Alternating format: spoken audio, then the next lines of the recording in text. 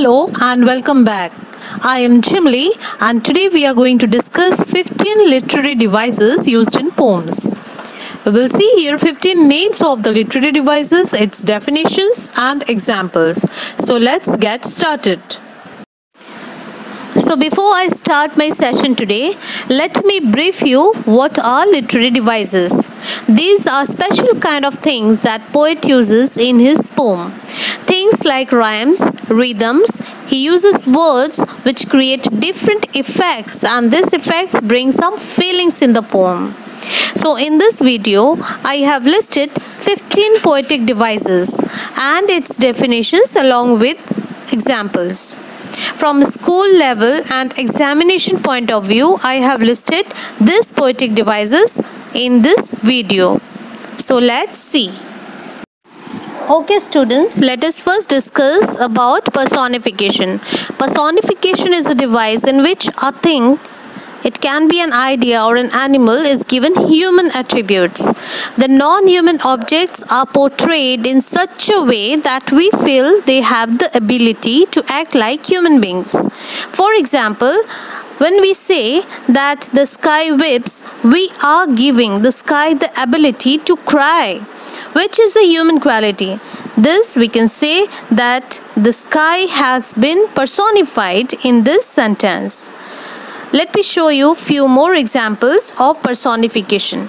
Here in the slide you can see the flowers danced in the gentle breeze. The wind whispered through dry grass.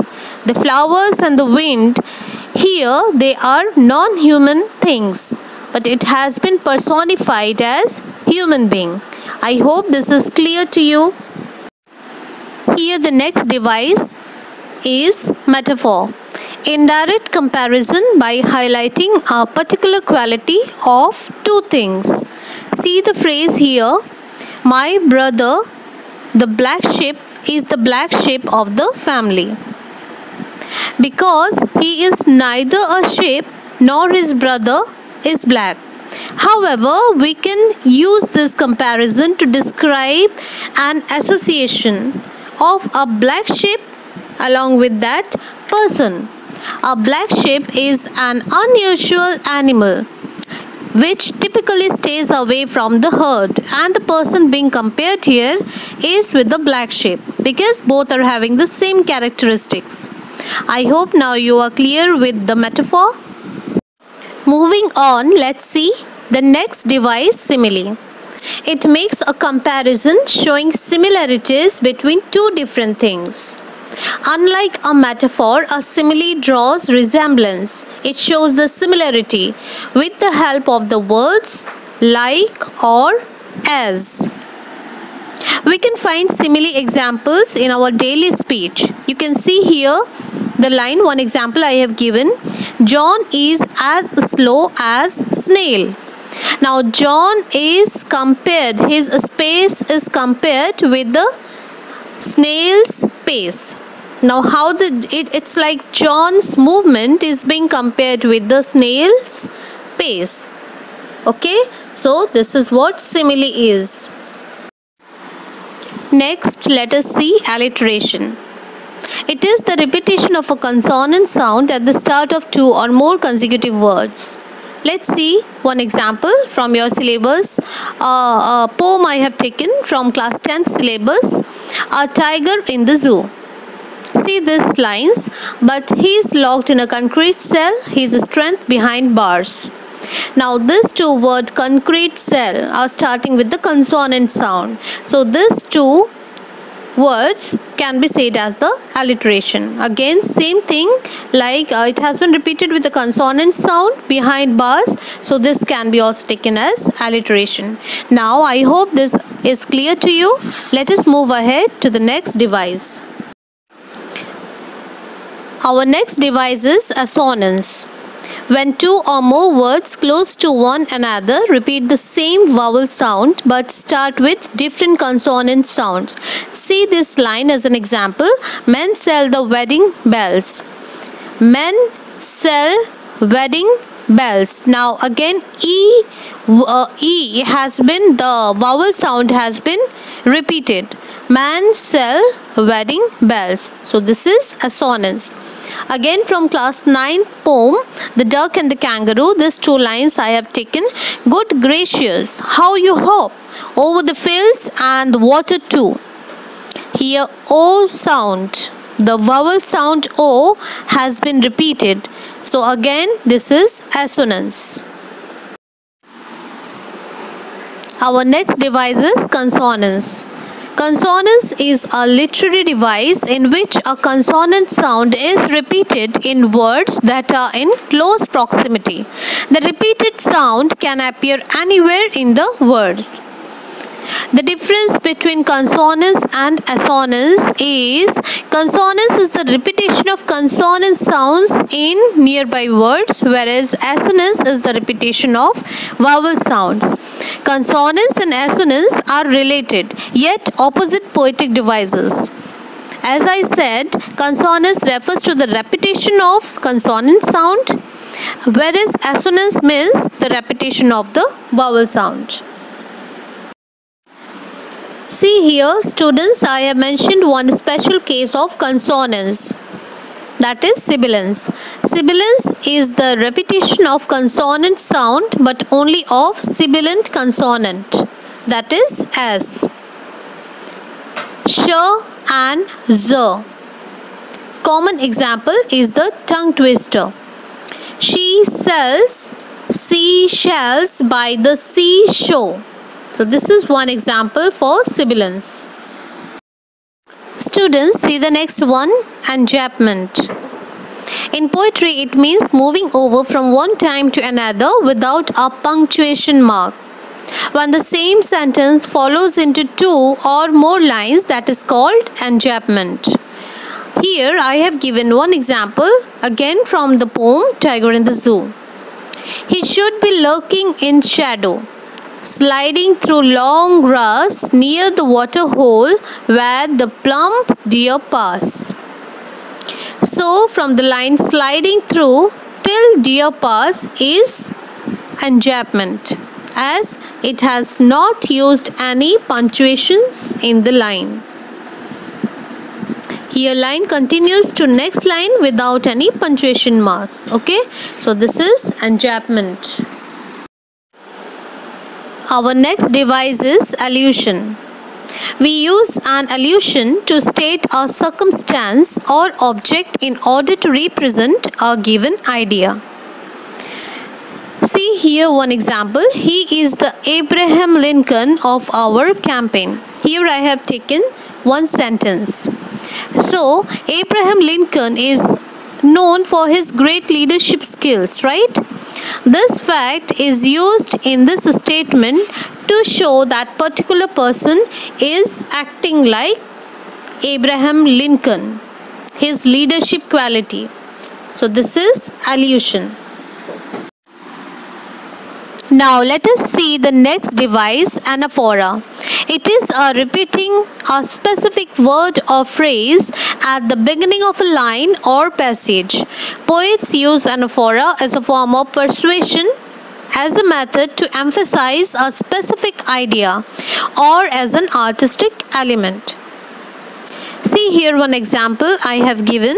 Look at you, you are beautiful. My darling, look at you, you are so beautiful.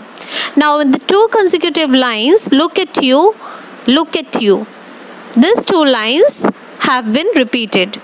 So this is anaphora. The same word or phrase, if it is repeating in the two consecutive lines or in the passage, we can take it as anaphora. Okay, so I hope anaphora is clear to you. Our next device is asyndeton. Asyndeton is derived from the Greek word asyndeton, which means unconnected. It is a stylistic device used in literature and poetry to intentionally eliminate conjunctions between the phrases and in the sentence, yet maintain grammatical accuracy. See one example I have taken from Julius Caesar by William Shakespeare. Are all thy conquests, glories, triumphs, spoils shrunk to this little measure? So here between conquest, glories, triumphs and spoils, no conjunction. Here you can see no conjunction in this lines, and it has been given only comma. Okay, so this can be taken as ascendant. So our next device is hyperbole. Hyperbole is when you use language to exaggerate when you mean or to emphasize a point. It's often used to make something sound much bigger and better than it actually is, to make something sound much more dramatic. See this example. There's enough food in the cupboard to feed an entire army. In this example, the speaker doesn't literally mean that there's enough food in the cupboard to feed the hundreds of people in the army. But the speaker is using hyperbole to exaggerate the amount of food they have in their home. So this is hyperbole. Our next device is imagery. Imagery is language used by poets to create images in the mind of the reader. It is a metaphorical language to improve the reader's experience through their senses. See, I have listed 5 senses here: taste, touch, sight, smell and sound. Through this example, let's understand what is imagery. The night was black as ever, but bright stars lit up the sky in beautiful and varied constellations which were sprinkled across the astronomical landscape. Here in this example, the poet is experiencing the depth of the night sky, and he is describing by saying that the whole night he is describing beautifully with color, black as ever, bright. Again he says the shape of the stars, varied constellations and patterns sprinkled. So this kind of imagination is called imagery. Let's see our next device, that is onomatopoeia. It's a usage of sound words to create a dramatic effect. Onomatopoeia is a very popular device. You can see here the common examples. The buzzing bee flew away. He looked at the roaring. The rustling leaves kept me awake. So this sounds itself, it means onomatopoeia. The different sounds of animals are also considered as examples of onomatopoeia. You can find the sound of animals like meow, tweet, ba, moo, etc. These all sounds can be considered as onomatopoeia. I hope this is clear to you all. Let's see our next device, that is inversion. It refers to the reversal of the syntactically correct order of subjects, verbs and objects in a sentence. In English, there is a fairly strict order in which sentences are constructed. Generally, it is constructed in the form of subject, verb, object. For example, here you can see it's syntactically correct to say, yesterday I saw a ship. But an inversion of this sentence could be, yesterday a ship I saw, or it can be written as, yesterday saw I a ship. So now you can make the difference. The correct order of the sentences can be inverted by putting the words here and there, as I have done in this sentence. So our last device is, that is 15th number, oxymoron. Oxymoron is a device in which two opposite ideas are joined to create an effect. The common oxymoron phrase is a combination of an adjective preceded by a noun with contrasting meanings. As you can see in this example, cruel, kindness. Cruel is adjective, kindness is the noun. Again, living, death, which is contrasting in the meaning too. So this can be said as oxymoron. With this, we came to an end of today's video of 15 literary devices. I hope you have understood all the 15 literary devices that I have discussed here. Comment if you have anything to say. If you have liked this video, press the like button and please subscribe my channel. Thank you for watching.